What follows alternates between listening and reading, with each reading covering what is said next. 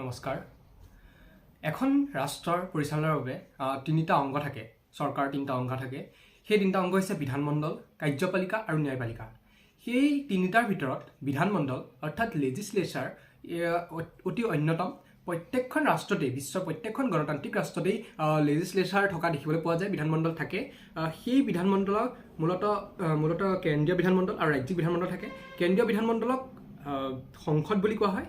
আৰু ভাৰতবৰ্ষৰ আজি এই কেন্দ্ৰীয় বিধানমণ্ডল অৰ্থাৎ সংসদৰ বিষয়ে মই আজি এই ভিডিঅ'টোত আলোচনা কৰিবলৈ আহিছোঁ।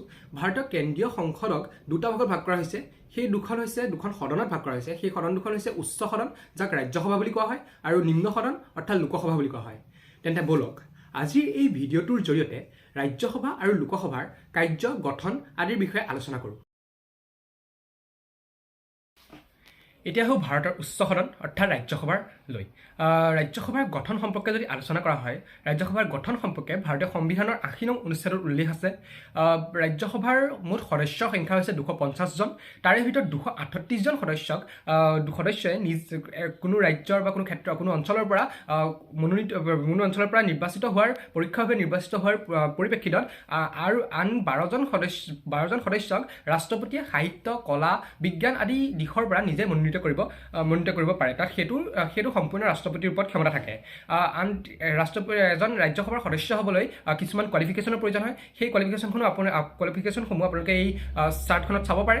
তাৰ উপৰিও কাৰ্যকালৰ কথা যদি ৰাজ্যসভাৰ সদস্যসকলৰ কথা কোৱা হয়, তেন্তে তেওঁলোকৰ ৰাজ্যসভাখন হৈছে এখন স্থায়ী সদন। ইয়াৰ লোকসভাৰ দৰে কোনো ধৰণৰ চেঞ্জেবল নহয় যে চেঞ্জ হৈ যাব, তেনেকুৱা নহয়।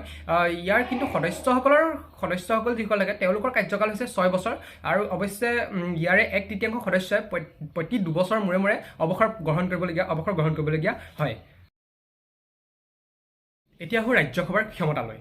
ৰাজ্যসভাৰ ক্ষমতাৰ কথা যদি কোৱা হয়, তেন্তে ৰাজ্যসভাত যিকোনো এখন সাধাৰণ বিধেয়ক ৰাজ্যসভাত উত্থাপন হ'ব পাৰে। আৰু সেই বিধেয়কখন আইনত পৰিণত হ'বও পাৰে ৰাজ্যসভাৰ পৰা গৈ পেলাই। কিন্তু বিত্তীয় বিধেয়ক, যিসমূহ অৰ্থৰ লগত জড়িত বিধেয়ক থাকে, সেই বিধেয়কসমূহ ৰাজ্যসভাত উত্থাপন কৰিব নোৱাৰে। সেই বিধেয়কসমূহ কেৱল লোকসভাতহে উত্থাপন হ'ব পাৰে। আৰু তাৰোপৰি সংবিধান সংশোধনৰ ক্ষেত্ৰতো ৰাজ্যসভাই বিশেষ ভূমিকা গ্ৰহণ কৰিব পাৰে। কিন্তু তাৰ পৰিপ্ৰেক্ষিতত আকৌ চৰকাৰক নিয়ন্ত্ৰণ কৰা বা কাৰ্যপালিকাক নিয়ন্ত্ৰণ কৰাৰ যিটো ক্ষমতা, সেই ক্ষমতা ৰাজ্যসভাৰ ওচৰত নাথাকে। তেওঁলোকে কেৱল সাধাৰণ বিধেয়ক উত্থাপন কৰিব পাৰে ৰাজ্যসভাত, আৰু কেৱল সংবিধান সংশোধনী বিধেয়কসমূহে ৰাজ্যসভাত উত্থাপন হ'ব পাৰে। তাৰোপৰিও ৰাজ্যসভাৰ আন কিছুমান ক্ষমতা আছে, যেনে ৰাষ্ট্ৰপতি নিৰ্বাচনত ৰাজ্যসভাৰ নিৰ্বাচিত সদস্যসকলে অংশগ্ৰহণ কৰিব পাৰে।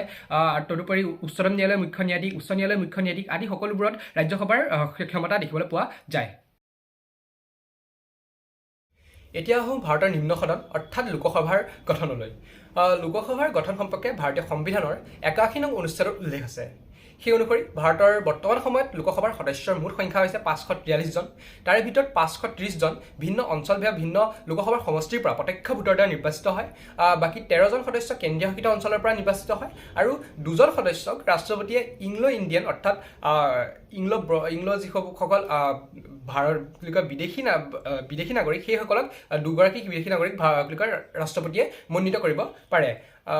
আৰু এই কাৰ্যকালৰ কথা যদি কোৱা হয়, লোকসভাৰ কাৰ্যকাল হৈছে 5 বছৰ কাৰ্যকাল। ৰাজ্যসভাৰ দৰে ই এখন স্থায়ী সদন নহয়। 5 বছৰৰ মূৰে মূৰে লোকসভাৰ সদস্যসকলৰ কাৰ্যকালৰ লগে লগে লোকসভাখনো সলনি হৈ থকা দেখিবলৈ পোৱা যায়। এতিয়া হ'ল লোকসভাৰ ক্ষমতালৈ। লোকসভাৰ ক্ষমতা ৰাজ্যসভাৰ ক্ষমতাতকৈ কিছু উন্নত আৰু কিছু বেছি ক্ষমতা আছে।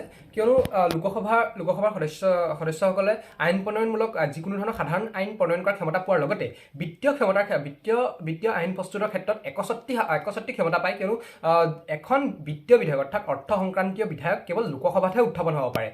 আৰু সেই বিধেয়কখন লোকসভাৰ বাহিৰে ৰাজ্যসভাত কোনোপধ্যেই উত্থাপন হ'ব নোৱাৰে। সেই ক্ষমতা কেৱল লোকসভাৰ ওচৰতহে আছে।